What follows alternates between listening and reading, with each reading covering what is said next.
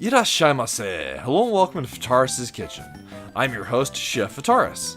It's time once again for Shoot 'em Up Saturday, and on the menu this week we have Rabio Lepus, a mecha bunny shoot 'em up. What kind of taste will it have? Let's get cooking and find out. From developer Video System, Rabio Lepus released to arcades in 1987. In North America, it was known as Rabbit Punch, and over the years the title would see ports to the TurboGrafx-16, the PlayStation 2, and now in 2022 for the Nintendo Switch and the PlayStation 4.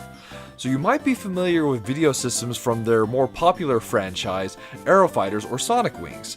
So this title was actually their first shoot 'em up, so it's pretty exciting to see where they began.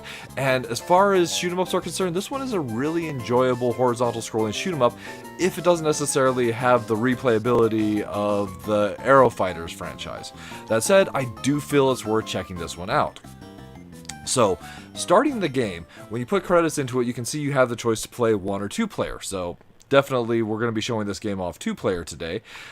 Player 1 is Rabio, player 2 is Lepus. When you start the game, you're given the choice of choosing normal course or expert course. Though there's no timer, after a set period of time it does select for you.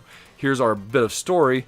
So, the Kingdom of Bunnyland has its princesses and king kidnapped by these evil demon forces. And we, as the pilots of Rabio and Lepus, are tasked with saving the royalty of Bunnyland and the kingdom itself. Piloting the mechs, or these Usagi, the royal combat mechs. So, a nice, let's see, a little bit of like fun story there. Although interestingly enough, in the North American release, a lot of that was actually removed. So you didn't see the scene where the kidnapped princesses and king were there, and of the 3, you actually only rescue the king. Just a little bit of interesting trivia that I came across while researching the game. So, as far as mechanics are concerned, we have one main weapon, our beam, and that comes in 2 forms. So, if you're at distance from an enemy, you fire this long-range beam. However, if you get in the face of an enemy, you'll use a powerful punch, which makes relatively short work of enemies, including this first boss. So in addition to our beam, we also have an awesome barrage of missiles, which you, unfortunately, your missile count is finite. So the missiles will home in on the enemies. Here's like that in use. And of the 2, it's not possible to power up the your main shot or your punch, but it is possible to power up your missiles. So when you've powered up your missiles, the Usagi mech has a really cute little bow on it, so remember that. Like, rabbits become more powerful with bows. So basically that doubles the damage of the missiles and also has it pierce through enemies, so you get a lot more bang for your buck.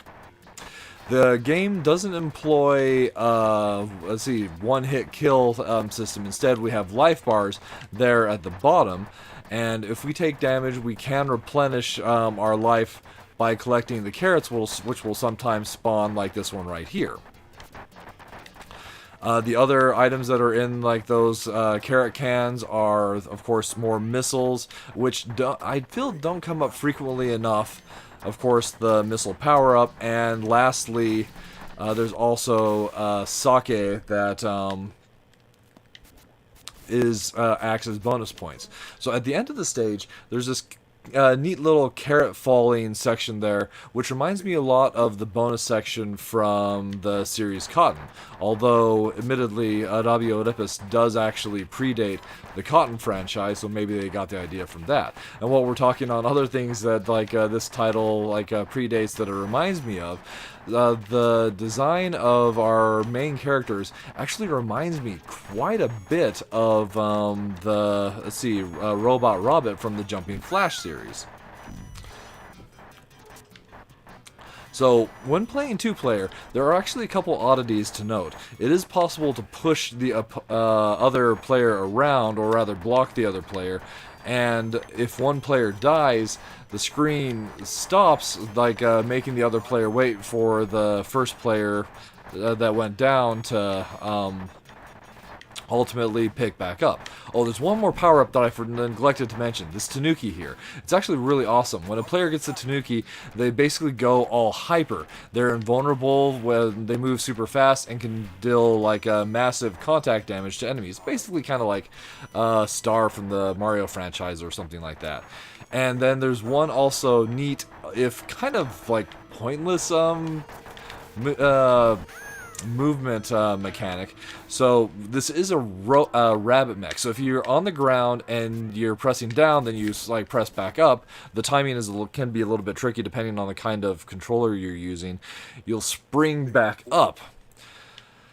So the game itself has a total of 12 stages broken down into 3 areas: the spaceship, the asteroid, and the planet. So you've got 3 stages that have some length to it. One stage is just a boss, and at the end of each section, we save one member of the Bunnyland royalty. In this case, the younger princess. Thank you! But princess and king! And with that, that's basically Rabio Lepus served up for your enjoyment. It's just a really fun, simple horizontal scrolling shoot 'em up that almost verges on cute 'em up. But as you might have noticed, some of the enemies we're facing kind of seem a little bit more demonic, and even more so the further we get into the game. So it almost feels like, did they originally set out to design a game that was less demonic and more like cute 'em up, or did they go the other way around? Anyway. That aside, the minus flavors I feel this game has, the real big one is that the stages themselves are relatively short. Even though they're like 12 stages, they come very quickly. Already we're over a third of the way through the game, and another point along those lines so the first section goes by relatively easy, but suddenly when we get to the second section, it feels like the difficulty really spikes, and not necessarily in a fair way. This is the kind of difficulty spike where if you were playing this in an arcade, you would be dumping quarters or yen into the arcade cabinet quite frequently.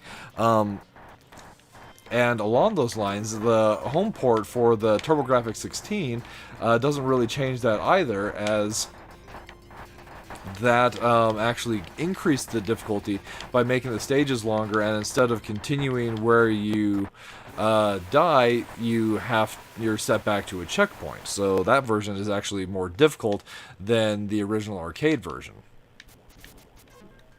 But on the plus flavor, I really love the sprite work that the game has, specifically the main characters that we're playing. The 2 mecha bunnies just make for such a cute ship to use in this kind of game. It's just one of the things that I really enjoy. And some of the other enemies that we see, demonic or not, are pretty decently designed, even if we're taking them out really quickly. And it's just a really solid horizontal scroller, especially for a company's first outing with this type of genre. So definitely, especially for fans of horizontal scrollers, and if you're a fan of the Arrow Wing or the Sonic Wing Arrow Fighters or Sonic Wing franchise, then I think there's also some interest in checking this one out to see what else Video Systems did in the shoot 'em up genre. Well, alright, that'll just about wrap it up for this week's episode of Shoot 'em Up Saturday. As always, I want to thank you so much for joining us. I hope you have a wonderful week, and we'll see you next time.